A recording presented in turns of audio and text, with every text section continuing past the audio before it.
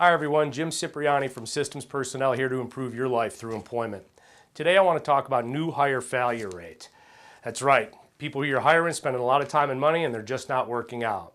It's going to be a two-part series. In the first part we're going to examine the problem and conceptually what we can do about it. The second part is going to be a practical kind of lesson, ideas and techniques. So let's just check some of these statistics to see about new hire failure rate. Humetrics says that 50% of hourly workers fail within the first 6 months. The Harvard Business Review says that up to 60% of professionals fail within 18 months.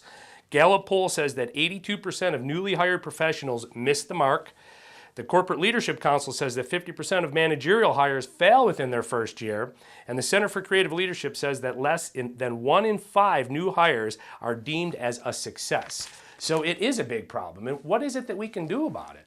Well, I was just at a meeting of executives today and somebody was blaming it on the Millennials, right? When something goes wrong, blame it on the Millennials.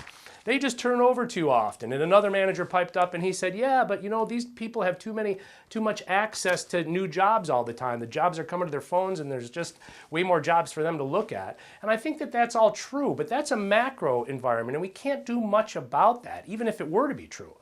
But we do have to, as hiring managers, realize that there is an obligation on our part to improve our screening and our onboarding. Because I sit out there in the field at large corporations and go through these interviews. And by and large, the managers are coming to these interviews unprepared, untrained, and making decisions on gut feel, which is causing them turnover and massive new hire turnover rate. So what is it that we can do about it? Well, the first thing is you have to realize that we hire people for what they know and we fire them for who they are. So very often we're hiring on skill sets and not examining well enough the traits, the personality traits that make them a good fit. That's really kind of the essence of what it is we're trying to accomplish here. So conceptually, right, managers are skimming resumes for skills and then they interview somebody to see if they like them, him or her, and if they do, they're hiring them. But that's not really what we should do. We should take a look at the culture fit, and that's done through examining the values fit. So what the idea here is that we're going to learn how to take and examine your corporate values and match them to the people coming in. So it's when you match the corporate values that they actually add value. So we're going to work on concentrating less on skills and more on cultural fit.